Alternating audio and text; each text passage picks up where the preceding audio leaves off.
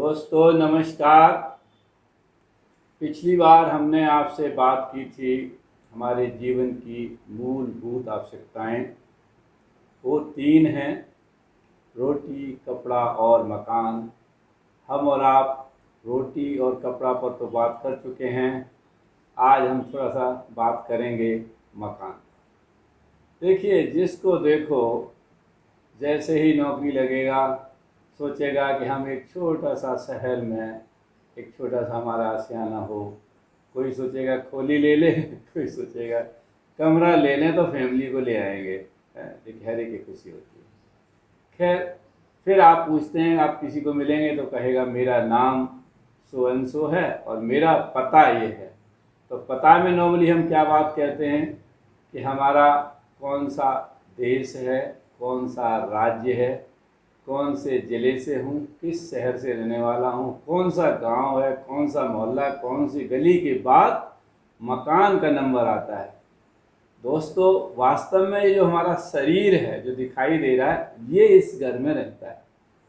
लेकिन क्या हम जानते हैं कि हमारे शरीर के अंदर कौन रहता है? थोड़ा सा समझो। आप देखिए, सभी लोग हम जानते हैं कि हम पृथ्वी जो हमारी है एक सोलर सिस्टम का पार्ट है जिसमें नवग्रह हैं। आप सभी जानते हैं, मैं उस पर बात नहीं ज़्यादा करूँगा। लेकिन समझने की बात है कि जिस मकान की हम बात करते हैं, जिस फ्लैट की बात करते हैं, जिस कोठी की बात करते हैं या जिस महल की बात करते हैं, उसमें हमारा शरीर या हमारे जैसे सभी लोग रहते हैं। और आप ये देखिए, पहले थोड़ा समझें। यूनिवर्स अगर आप देखिए, इस दिन आपकी लाइट शहर में चली जाए या अंधेरी रात हो गांव में, आप देखिए आपको असंख्य तारे दिखाई देंगे।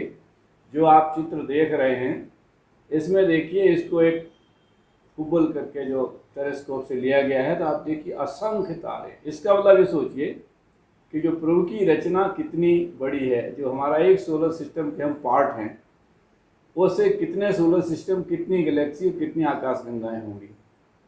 अब आप देखिए कि जब घर आदि काल में, जब मानव हम लोग शुरू में सभ्यता थी, ज़्यादा आजकल ये आधुनिकता नहीं थी, तो आप देख रहे हैं कि किस तरह हमारे एक जो गुरुजन हैं वो अपने शिष्यों को शिक्षा दे रहे हैं। झोपड़ी बनी हुई प्राकृतिक वातावरण में आराम से सब कुछ प्रकृति ने दिया हुआ है, उसी का आनंद उठा के आगे बढ़ रहे हैं। फिर आप आज, क्योंकि तारीख में इतनी अमीरी होने के बाद, एक तरफ तो आप देखेंगे बड़ी बड़ी ऊंची मंजिलें, 30 मंजिला, 50 मंजिला, सारी सुविधाएं, और एक तरफ अभी भी हमारे लोग।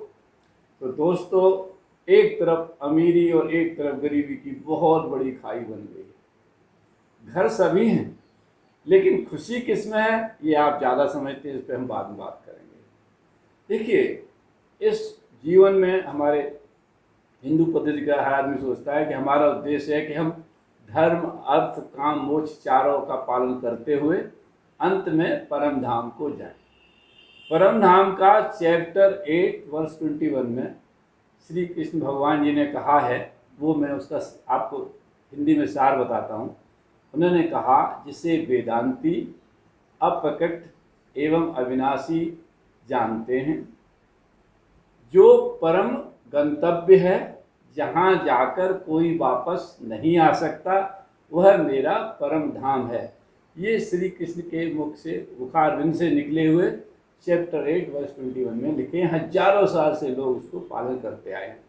साथ ही साथ अध्याय 10 में श्लोक 12-13 में अर्जुन जी कहते हैं, आप परम ब्रह्म, परम धाम, लेट मी रिपीट, परम धाम और परम पवित्र हैं, क्योंकि आपको सब ऋषिगण सनातन दिव्य पुरुष एवं देवों का भी आदिदेव, अजन्मा और सर्वव्यापी कहते हैं।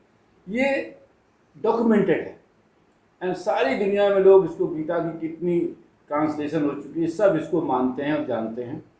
मैंने थोड़ी सी बात ये करी आज, जब हम पहले ये समझें कि आखिर हम हैं क्या। हालांकि आप देखिए, मैंने जो वीडियो जारी करे थे, मैं फिर थोड़ा समराइज करूँगा। मैंने कहा, गीता में प्रभु ने 5 बातें अर्जुन को बताई।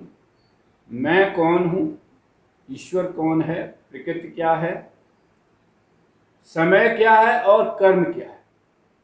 ठीक है, अब हम बात करते हैं, जैसे दोस्तों ये बताओ, how do you feel today. somebody may be very very happy, somebody may be angry, somebody will be sad, and somebody will be sick. Which state you are? Perhaps I think my all friends are very very happy today. Well, अब आप देखिए, मैंने पहले भी कहा कि ये जो हमारा शरीर है प्रैक्टिकली दो पार्ट हैं, एक ह्यूमन पार्ट है और बीइंग पार्ट मीन्स जो सोल है।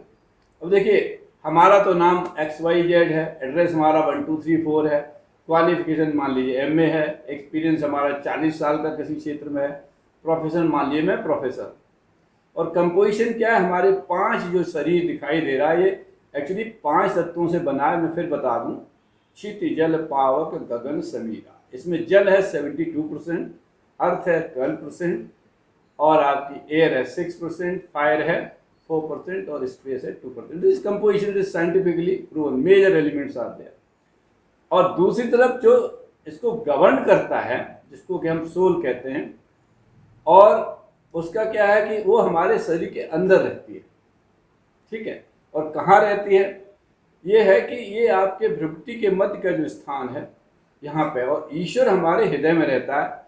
इसके विषय में ईश्वर ने खुद अपने मुँह से चैप्टर 18 वर्स 61 में कहा है, ईश्वरा सर्वभूतानाम हृदय देशे तिष्ठति अर्जुन, कि हे अर्जुन, ईश्वर सभी प्राणियों के हृदय में रहता है। उसका कारण क्या है, जैसे ही ईश्वर हमारा साथ छोड़ते हैं, दैट मीन्स हार्ट का एक्शन बंद और हम मिट्टी के पुतले और लोग जाके उसको फूंक देंगे।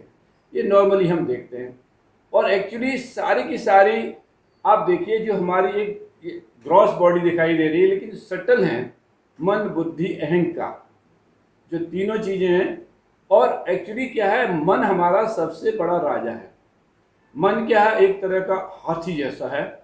इसको आप बुद्धि रूपी अंकुश से, और जो अगर आपका महावत मानो सोल को, वो कंट्रोल कर सकता है।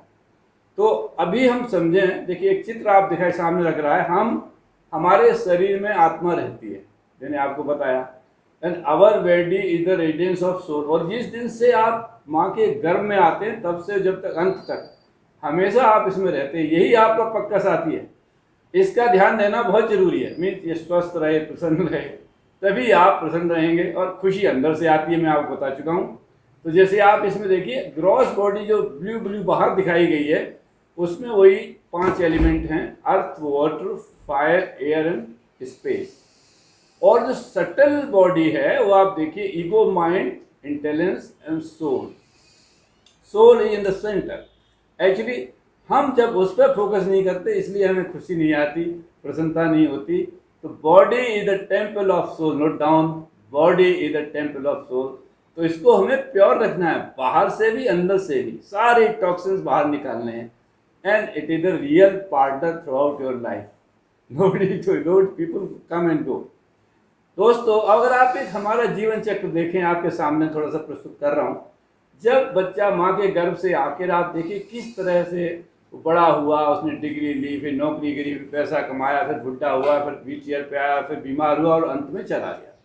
ये साइकिलिक है, ये होता ही रहता है। कितने लोग आते हैं जाते हैं, इसको आप लोग हमसे ज़्यादा जानते हैं। और ये ज़्यादा बर्थ साइकिल है। अब हम असली चीज़ पे आते हैं।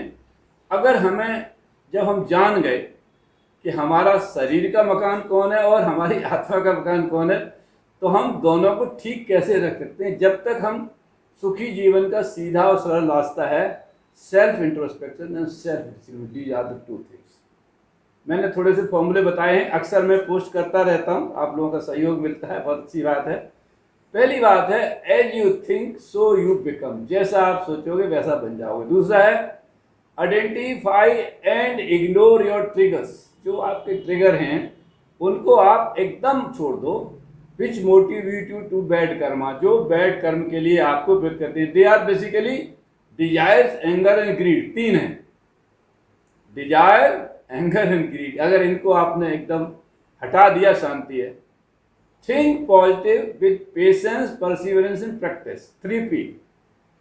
आप में अगर धैर्य है, आप तो किसी काम को लगातार करते हैं और प्रैक्टिस करते हैं, तो सफलता मिलेगी। दूसरा क्या है, check and choose your company, अपनी कंपनी को बहुत चूज करो।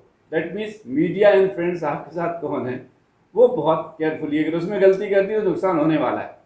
और लास्ट में है, decide and drop, them if necessary permanently to avoid future recurrence of, जो आपकी प्रॉब्लम्स आने की उनको हटाना है तो उनको परमानेंटली स्टार्ट कर दो। अगर जो हमने छोटा सा फॉर्मूला दिया, आपने अगर फोकस ऑन थर्ड प्रोसेस पे करा और साथ में आप समझिए कि अगर आपका एटीट्यूड क्या होना चाहिए, as you sow so shall you reap, जैसा बोगे वैसा काटोगे। दूसरा, थोड़ी सी टिप्स हैं, अक्सर मैं आप लोगों से शेयर करता हूँ, फिर शेयर कर रहा हूँ। Rise early and pray, number 1। Number 2, do regular exercise.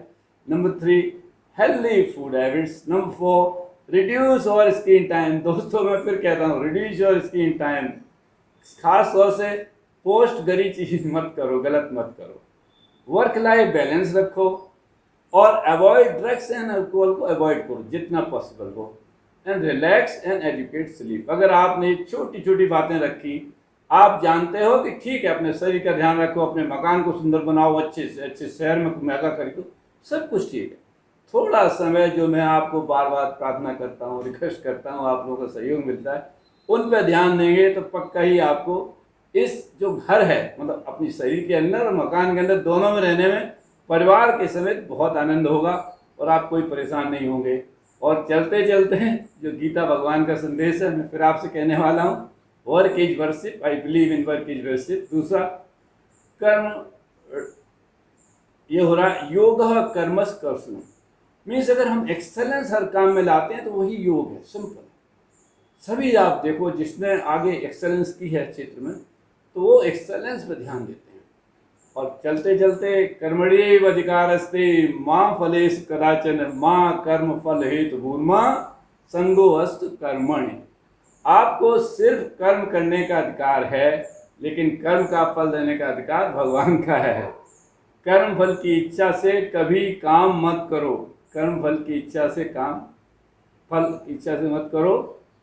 और न ही आपकी कर्म न करने की प्रवृत्ति होनी चाहिए, न ही आपकी कर्म न करने की प्रवृत्ति होनी चाहिए। हम हाथ पाथ रखेंगे होगा क्या।